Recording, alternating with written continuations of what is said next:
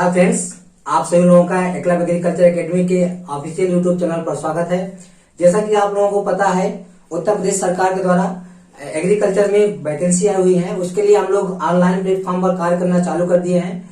आज के इस टॉपिक में हम लोग आपको शुरुआत में कुछ डेमो लेक्चर दे रहे हैं, उसको आप लोग ध्यान से देखिए। उसके बाद जो हमारे पेड के लेक्चर होंगे वो आपको ऐप के माध्यम से प्रोवाइड किए जाएंगे। ऐप हमारा बनकर तैयार हो गया है, आप उसको इंस्टॉल करेंगे। इंस्टॉल करने के बाद उस पर आप रजिस्ट्रेशन करेंगे। रजिस्ट्रेशन का कुछ फीस होगा। उसके बाद ऐप के माध्यम से आपको पूरे उत्तर प्रदेश का जो सिलेबस है, जो वैकेंसी आई हुई है, उस सिलेबस के अनुसार सारे लेक्चर आपको प्रोवाइड किए जाएंगे।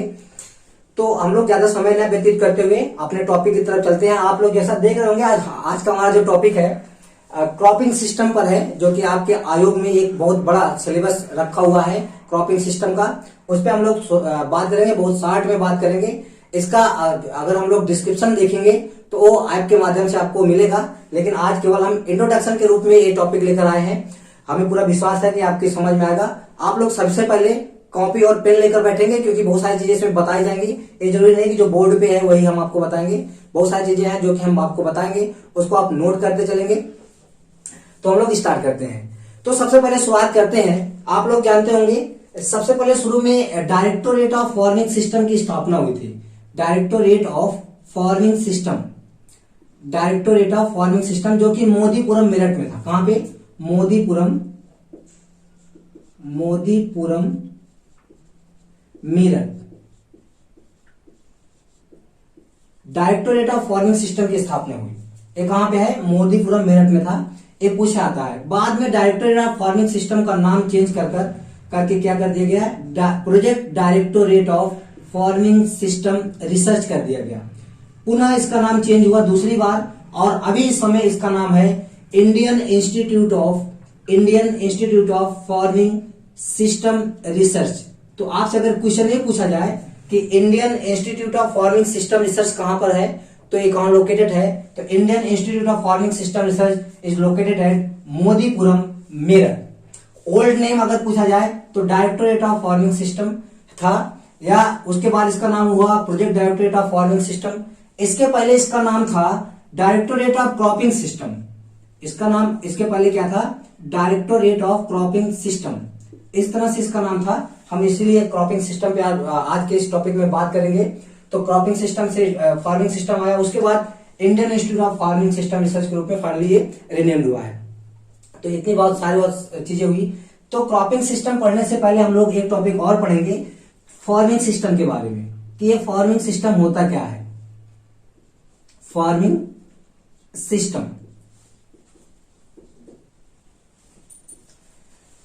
सिस्टम और मिक्स्ड फार्मिंग दो टर्म होते हैं। सबसे पहले तो इसमें हम लोग डिफिनेशन देखेंगे।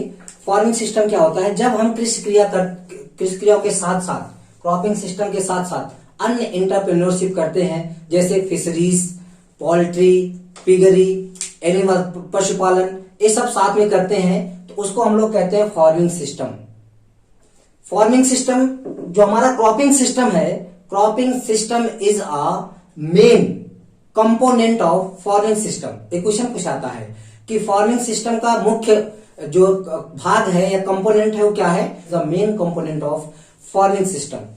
फार्मिंग सिस्टम मिक्स्ड फार्मिंग में हम आपको डिफरेंशिएट करते हैं कि होता क्या है, कि जब उद्यमी जो एंटरप्रेन्योर होता है फार्मिंग सिस्टम करता है। फार्मिंग सिस्टम जैसे उसका मेन जो उद्यमी का एंटरप्रेन्योरशिप है वो क्रॉपिंग सिस्टम है, लेकिन वो क्रॉपिंग सिस्टम करने के साथ साथ वो पशुपालन भी करता है, और पशुपालन करने के बाद वो पशुपालन से भी जो है आमदनी उसको फायदा होता है, तो इसको हम कहेंगे फार्मिंग सिस्टम। लेकिन कभी कभी बहुत सारे हमारे फार्मर्स क्या होते हैं, वो क्रॉपिंग सिस्टम करते हैं, क्रॉपिंग सिस्टम के साथ साथ भैंस या गाय या बकरी या मुर्गी का पालन करते हैं, लेकिन उनसे वो अपने परिवार की आवश्यकताओं की पूर्ति करते हैं, तो इसको हम कहते हैं मिक्स्ड फार्मिंग।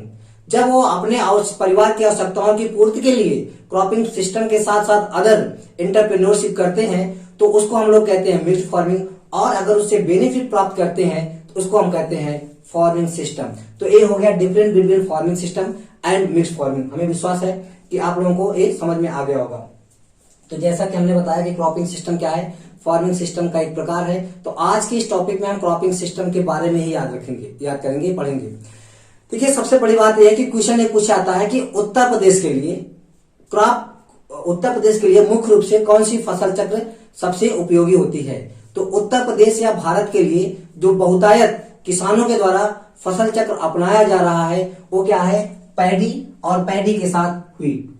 तो ये पैडी और व्हीट आप इसको याद रखेंगे, पैडी और व्हीट का फसल चक्र प्रयोग में उत्तर प्रदेश के किसानों द्वारा तथा जो भारत के हमारे किसान हैं वो सबसे अधिक मात्रा में अगर किसी भी फसल चक्र का उपयोग करते हैं तो कौन सा है, पैडी और व्हीट। इंडिया के साथ साथ यूपी के लिए भी है। तो ये क्वेश्चन पूछा जाता है, अभी हाल ही में क्वेश्चन आयोग के द्वारा पूछा गया था, उसमें इसी तरह से क्वेश्चन थे, लेकिन वो पैडी और व्हीट और पैडी को एक दूसरे को रिप्लेस करके क्वेश्चन पूछा था। तो आप लोग जानते हैं कि जब हम क्रॉपिंग सिस्टम करते हैं तो हम स्टार्ट कहां से करते हैं, हम खरीफ सीजन से स्टार्ट करते हैं और ऑनवर्ड खरीफ, रबी और जायद एक वर्ष के लिए करते हैं, या अगले वर्ष में फिर से स्टार्ट करेंगे तो फिर से हम खरीफ से ले करते हैं। यह इसके इस सिद्धांत को बताता है क्रॉपिंग सिस्टम के। देखिए जैसे कि आप लोगों को मालूम है what is the cropping system. Cropping system है क्या वास्तव में? क्रॉपिंग सिस्टम क्या है? क्रॉपिंग सिस्टम क्रॉपिंग पैटर्न, जो हमारा क्रॉपिंग पैटर्न है और उसका हम मैनेजमेंट करते हैं। तो क्रॉपिंग पैटर्न और मैनेजमेंट दोनों को मिलाकर होता है क्रॉपिंग सिस्टम। लेकिन इसके साथ साथ में क्रॉपिंग सिस्टम में हम सॉइल का मैनेजमेंट करेंगे और प्लस आज के जो अत्याधुनिक क्रॉपिंग पैटर्न आया हुआ है, क्रॉपिंग सिस्टम आया हुआ है, उसमें सॉइल मैनेजमेंट करने के साथ साथ वाटर का भी मैनेजमेंट इंक्लूड कर दिया गया है, वाटर मैनेजमेंट। तो देखिए इस तरह से आपको ऑप्शन में क्वेश्चन आएगा, क्योंकि आयोग जो है इस तरह से पूछता है, ऐसे दे देगा कि निम्न में से कौन सा कथन क्रॉपिंग सिस्टम के संबंध में गलत है। तो उसमें दिया रहेगा क्रॉपिंग पैटर्न, ए ऑप्शन में, फिर अगले ऑप्शन में लिखाएगा management of soil, management of water, इस तरह से। तो क्रॉपिंग हमारा जो टोटल क्रॉपिंग सिस्टम है उसमें एक तो क्रॉपिंग पैटर्न होता है, अभी हम लोग क्रॉपिंग पैटर्न की डिफिनेशन पढ़ेंगे। उसके बाद उस जो क्रॉपिंग पैटर्न हमारा होगा उसका हम मैनेजमेंट करेंगे, सॉइल के अनुसार करेंगे और अपने फार्म पर उपस्थित जितने हमारे रिसोर्स हैं उसके आधार पर करेंगे और उसके साथ साथ वाटर का मैनेजमेंट करेंगे। तो ये हो गया क्रॉपिंग पैटर्न, क्रॉपिंग सिस्टम। अब हम लोग अगली बात करते हैं क्रॉपिंग पैटर्न के बारे में। What is cropping pattern? देखिए क्रॉपिंग पैटर्न होता क्या है, इसका डिफिनेशन क्या है?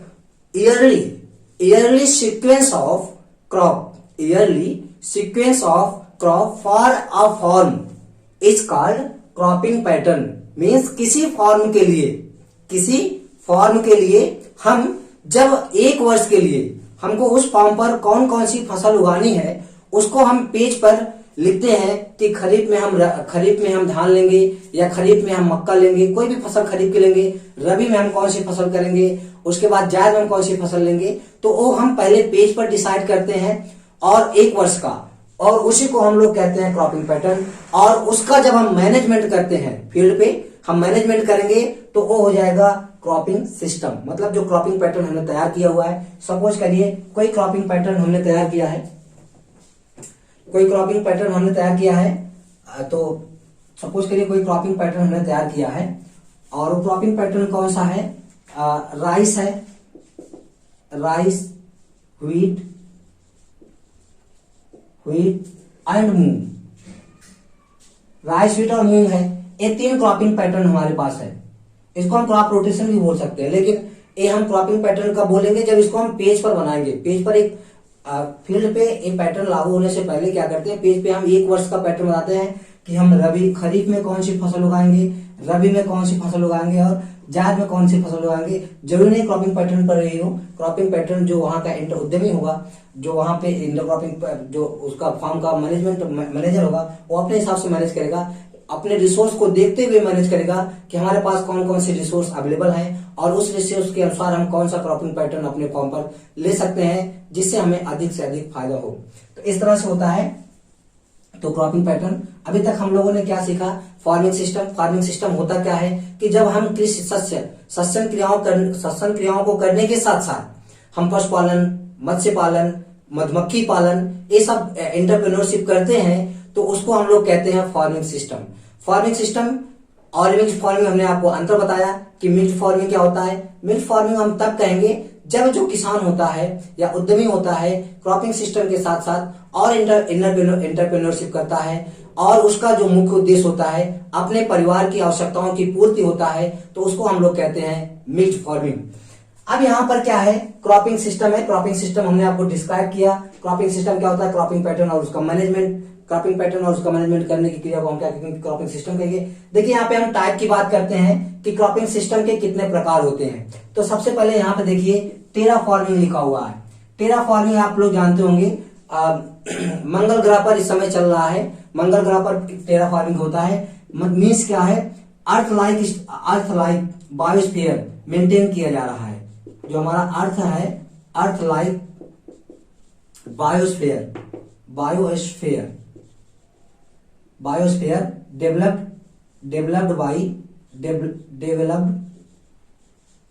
Developed in developed on Mars is called terraforming।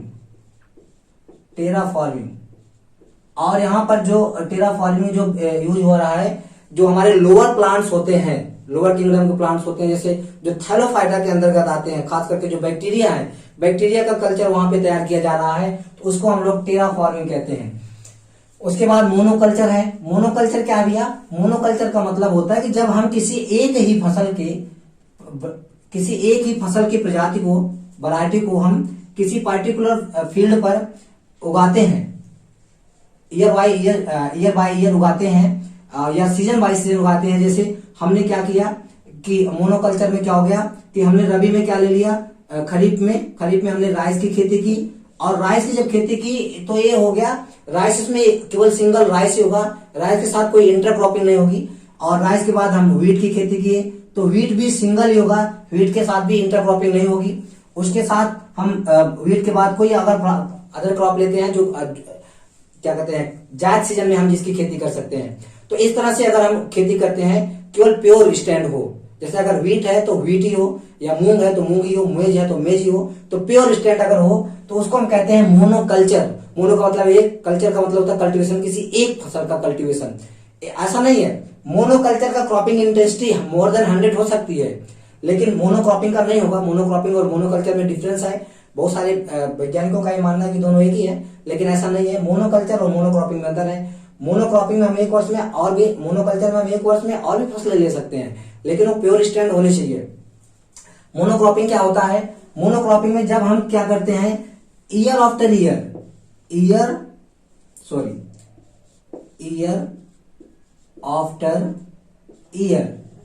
जब हम एक ही फसल को उगाते हैं, ईयर आफ्टर ईयर एक ही फसल को हम अगर उगाते हैं तो उसको क्या कहते हैं, मोनोकल्चर कहते हैं। जैसे राइस है ना, और राइस, तो ये क्या हो गया, मोनोकल्चर हो गया। एक वर्ष में राइस, अगले वर्ष में भी राइस, अगले वर्ष में भी राइस। तो राइस उगाएंगे तो इसका जो क्रॉपिंग इंटेंसिटी होती है ऑलवेज 100% होती है। क्वेश्चन पूछता है, cropping intensity of monocropping system is always 100%। उसके बाद हम लोग बात करते हैं रिले क्रॉपिंग की। किसकी बात करेंगे भैया, रिले क्रॉपिंग क्या है। Relay cropping is a intensive form of agriculture. इसमें क्या करते हैं हम, जो फसल क्रॉप रोटेशन अपनाते हैं, बहुत इंटेंसिव क्रॉप रोटेशन अपनाते हैं, जिससे क्रॉपिंग इंटेंसिटी, हम लोग क्रॉपिंग इंटेंसिटी पे एक लेक्चर लेकर अलग से आएंगे, जिसमें क्रॉपिंग इंटेंसिटी इंक्रीज कर जाती है। देखिए आज के जमाने में है क्या, क्रॉपिंग सिस्टम की आवश्यकता क्यों पड़ गई। पहले होता था शिफ्टिंग कल्टीवेशन, झूमिंग कल्टीवेशन होता था। लोग वनों को, जंगलों को साफ करते थे, जो आदिमानव होते थे, और उनको साफ करने के बाद वहां पर खेती करते थे। जब उसकी उर्वरा शक्ति जो नष्ट हो जाती थी तो दूसरी जगह चले जाते थे, वनों को साफ करके वहां खेती करते थे। लेकिन आज के जमाने पे पॉपुलेशन इंक्रीज कर रहा है, लेकिन जो भारत का नेट कल्टिवेटेड एरिया है वो धीरे धीरे डिक्रीज हो रहा है, क्योंकि जो पॉपुलेशन इंक्रीज होगा तो कहीं ना कहीं कल्टिवेटेड एरिया के पे निवास होने के लिए, रहने के लिए घर बनेंगे और बहुत सारे रोडें बनेंगी। तो इस तरह से जो कल्टिवेटेड लैंड है उनका ह्रास होगा। तो कल्टिवेटेड लैंड कम हो रहे हैं और पॉपुलेशन बढ़ रहा है। जिस पॉपुलेशन बढ़ रहा है तो उन पॉपुलेशन जो बढ़ रहे हैं उनके खाने के लिए भी तो व्यवस्था करनी पड़ेगी। उसके लिए क्या है कि वैज्ञानिक अलग अलग तरीके अपना रहे हैं। यहाँ पर हमने देखा एक रिले क्रॉपिंग भी उसी का एक उदाहरण है। रिले क्रॉपिंग में हम करते क्या है, रिले क्रॉपिंग में अगर आपको पता हो कि होता क्या कि एक फसल को हार्वेस्ट करने के पहले हम उस फसल में उसी फील्ड में दूसरी फसल को उगा देते हैं, जिसको हम लोग कहते हैं relay cropping. Means cultivation of previous crop before harvest, cultivation of next crop before harvesting of previous crop is called relay cropping system. और relay cropping system Sher Singh Ben ने दिया था, और रिले क्रॉपिंग सिस्टम उनके मन में कॉन्सेप्ट कहां से आया, रिले दौड़ से आया। सपोज करिए कोई आपके पास फील्ड है, 1 वर्ष का एक दौरा है, इसमें आपने किसी फसल की बुआई किया है, सोइंग किया, सोइंग करने के बाद इसका जो ड्यूरेशन है वो हार्वेस्टिंग का ड्यूरेशन यहाँ तक है। तो होता क्या कि जो हम अगली फसल उगाएंगे इसको हार्वेस्ट करने से पहले ही इसकी यहाँ पे बुआई कर देंगे। तो ये 10 से 15 दिन पहले इसमें बुआई करते हैं, ऐसा नहीं है। मीन्स क्या होता है कि दोनों जो हमारी नेक्स्ट क्रॉप होती है और जो प्रीवियस क्रॉप होती है वो दोनों कुछ समय तक एक साथ रहते हैं रिले क्रॉपिंग में। इसी तरह से अगला भी हम लोग अगली फसल भी उगाते रहते हैं, तो इसको हम लोग कहते हैं रिले क्रॉपिंग। रिले क्रॉपिंग में आप लोग जानते हैं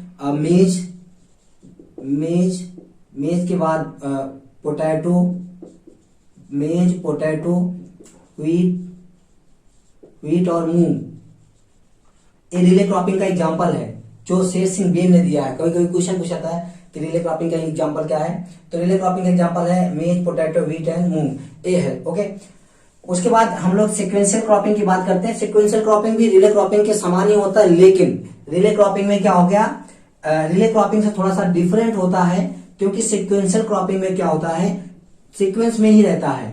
मीन्स जो अगली क्रॉप, जैसे हमारी ये नेक्स्ट फर्स्ट क्रॉप है और ये सेकंड क्रॉप है, तो फर्स्ट क्रॉप की जो टाइम ऑफ सोइंग है और हार्वेस्टिंग टाइम है, जो फर्स्ट क्रॉप की हार्वेस्टिंग टाइम होगी वही सेकंड क्रॉप की क्या होगी, सोइंग टाइम होगी। और यहाँ पर अभी सेकंड क्रॉप की यहाँ पे हार्वेस्टिंग होगी और थर्ड क्रॉप की यहाँ पे क्या हो जाएगी, सोइंग टाइम हो जाएगी। तो जो फर्स्ट क्रॉप की हार्वेस्टिंग टाइम होती है वही अगले क्रॉप की, नेक्स्ट क्रॉप की क्या हो जाती है, सोइंग टाइम होती है, सेम होता है। तो एक सीक्वेंस बना रहता है, इसीलिए इसको हम लोग कहते हैं sequential cropping system. Multiple cropping system में बहुत सारी चीजें आती हैं। मल्टीपल क्रॉपिंग सिस्टम जो है इसमें अगर देखा जाए तो 2 प्रकार का होता है, मिक्स्ड क्रॉपिंग और इंटर क्रॉपिंग।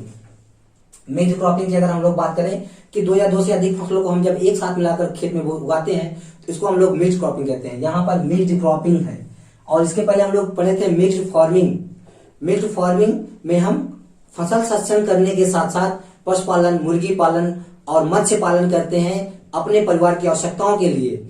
लेकिन मिक्स्ड क्रॉपिंग क्या है, 2 या 2 से अधिक फसलों को हम एक साथ के बीजों को एक साथ मिक्स करते हैं और उसकी बुआई कर देते हैं, जिसको हम लोग कहते हैं मिक्स्ड क्रॉपिंग। ओके, तो मिक्स्ड क्रॉपिंग जो है ड्राई लैंड एरिया के लिए सबसे सुटेबल होता है। क्वेश्चन पूछा था है कि मिक्स्ड क्रॉपिंग जो है ड्राई लैंड किस एरिया के लिए सबसे सुटेबल होता है। मिक्स्ड क्रॉपिंग जो है ड्राई लैंड एरिया के लिए होता है। ड्राई लैंड एरिया आप लोग हमें कमेंट करके बताएंगे कि ड्राई लैंड एरिया के लिए एनुअल रेनफॉल कितना निर्धारित किया गया है। अगली बात हम लोग करते हैं मिक्स्ड क्रॉपिंग के बाद, इसमें जो है रो का और लाइन टू लाइन और प्लांट टू प्लांट कोई डिस्टेंस, मेंटेन डिस्टेंस नहीं होता है। लेकिन जब हम इंटर क्रॉपिंग करते हैं तो इंटर क्रॉपिंग भी मिक्स्ड क्रॉपिंग का एक रूप होता है, लेकिन वो एडवांस रूप होता है। वो कैसे होता है कि हम क्या करते हैं, जब किसी भी फसल को 2 या 2 से अधिक फसलों को हम एक साथ उगाते हैं, एक फील्ड पर उगाते हैं, लेकिन उगाने के साथ साथ क्या करते हैं, हम जो फसल लेंगे उनमें अलग अलग उनका रो पैटर्न होगा, मतलब उनके डिफरेंट रो होंगे, रो स्पेसिंग होंगे। तो इसको हम लोग कहते हैं इंटर क्रॉपिंग। फिर से आप लोग हमें कमेंट करके बताएंगे कि beneficial inter cropping LER value कितनी होती है। LER आप लोग जानते होंगे, LER लैंड इक्विवेलेंट रेशियो, जिसको हम लोग LER कहते हैं, कितना होता है आप मुझे बताएंगे। इसमें क्या है कि जो इंटर क्रॉपिंग सिस्टम है वो मुख्य रूप से 2 प्रकार की होती हैं। क्या, मल्टी स्टोर्ड क्रॉपिंग सिस्टम और एक है मल्टी स्टोर क्रॉपिंग सिस्टम, यहाँ पर इंटर क्रॉपिंग सिस्टम लिखा हुआ है। ओके, कोई बात नहीं, इंटर क्रॉपिंग सिस्टम के ये पार्ट हैं। तो एक 3-4 प्रकार के होते हैं। एक तो इंटर क्रॉपिंग में एक हमारा हो गया मल्टी स्टोर्ड क्रॉपिंग, और उसके बाद इंटर क्रॉपिंग जो है, इंटर क्रॉपिंग सिस्टम है। इंटर क्रॉपिंग सिस्टम पैरेलल हो गया, पैरेलल क्रॉपिंग हो गया, सिनर्जेटिक क्रॉपिंग हो गया और कंपेनियन क्रॉपिंग हो गया। मैं एक बार फिर से आपको समझा देता हूं, यहाँ पे थोड़ा सा लिखने में सही से लिखा नहीं गया, मैं आपको बताता हूँ कैसे है। इंटर क्रॉपिंग, अगर हम लोग इंटर क्रॉपिंग की बात करें तो इंटर क्रॉपिंग 2 तरह से होता है। एक तो मल्टी स्टोर क्रॉपिंग होता है, जिसमें हम टाइम को और स्पेस को ध्यान में रखते हैं। दूसरा है inter cropping system. Inter cropping system, इसमें क्या है कि जब हम इंटर क्रॉपिंग करेंगे तो इंटर क्रॉपिंग जो है 3 प्रकार का होगा, पैरेलल क्रॉपिंग, सिनर्जेटिक क्रॉपिंग और कंपेनियन क्रॉपिंग। पैरेलल क्रॉपिंग में क्या होता है कि जब हम किसी फसल को दो फसल चुनते हैं, उन दोनों फसलों का जो हाइब्रिड नेचर होता है, ग्रोथ हाइब्रिड जो होती है वो डिफरेंट हो, एक वर्टिकल ग्रोथ करने वाली हो और एक ऊर्ध्वाधर ग्रोथ करने वाली, एक वर्टिकल ग्रोथ करने वाली हो और दूसरा क्षैतिज ग्रोथ करने वाली हो। मीन्स एक फसल ऐसी हो जो हॉरिजॉन्टल ग्रोथ करे और दूसरा वर्टिकल ग्रोथ करने वाली फसल हो। जैसे पहले में हम मेज के साथ इंटरक्रॉपिंग कर सकते हैं।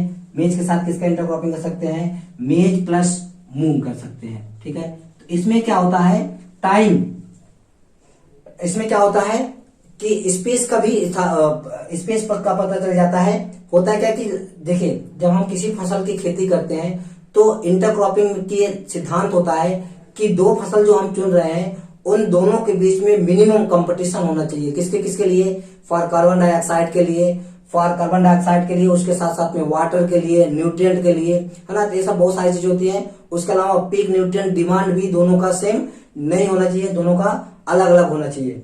उसके बाद है सिनर्जेटिक क्रॉपिंग सिस्टम। इसमें क्या होता है कि जब हम दो फसलों को अलग अलग उगाते हैं और तो उनका जो उत्पादन होता है उससे जब हम दोनों फसलों को एक साथ उगाते हैं उसका उत्पादन उससे अधिक हो जाता है। मीन्स जब हम किसी फसल को एक अकेले उगाते हैं, सपोज करिए हमने मक्का को अकेले उगाया और मेज को अकेले, मक्का को और मूंग को अकेले अकेले उगाया, ठीक है, सिंगल क्रॉपिंग, सोल क्रॉपिंग के रूप में। तो जब इनका जो यील्ड आया वो सपोज करिए कि एक का 40 क्विंटल आया और मूंग का 12 क्विंटल आया पर हेक्टेयर। लेकिन जब हम उनका इंटर क्रॉपिंग उगाए तो हमको 45 क्विंटल मेज प्राप्त हुआ और 14 क्विंटल के आसपास हमको क्या प्राप्त हुआ? मूंग प्राप्त हुआ। मीन्स जब हम एक साथ इंटर क्रॉपिंग करते हैं मूंग का और मेज का, उसका उत्पादन सोल क्रॉपिंग से जब अगर हायर हो जाता है तो इसको कहा जाता है सिनर्जेटिक क्रॉपिंग सिस्टम। कंपेनियन में क्या होता है? इक्वल होता है, जो उसका सोल क्रॉपिंग का यील्ड होता है और इंटर क्रॉपिंग का यील्ड दोनों क्या होती है? सेम होती है, तो उसको हम लोग कहते हैं कंपेनियन क्रॉपिंग सिस्टम। तो इस तरह से है। उसके बाद हमारा जो आज का लेक्चर है वो यहीं पे समाप्त होता है। अगले टॉपिक पे हम लोग इंटरक्रॉपिंग से ही बात करेंगे। यहाँ पे हम आपको बहुत सिंपल बताए हैं। अगर इसका मेन डिस्क्रिप्शन हम लोग जब ऐप पर आएंगे, एक एक टॉपिक को लेकर हम उस पर चर्चा करेंगे और एक एक टॉपिक कम से कम एक घंटे आधे घंटे पर होगा। लेकिन यहाँ पर हम आपको शार्ट में एक थीम बताए हैं कि किस तरह से क्रॉपिंग सिस्टम हम लोगों को पढ़ना है। और इसके बाद हमारा एक और डेमो क्लास आएगा जो क्रॉपिंग इंटेंसिटी पर होगा। खास करके उसमें टॉप क्रॉपिंग इंटेंसिटी के बारे में बताएंगे कि क्रॉपिंग इंटेंसिटी निकाली कैसे जाती है, फॉर्मूले क्या होते हैं, इन सब चीजों पर डिस्कशन करेंगे। आज के लिए बस इतना ही है। आप इस वीडियो को अधिक से अधिक शेयर करिएगा। Thank you.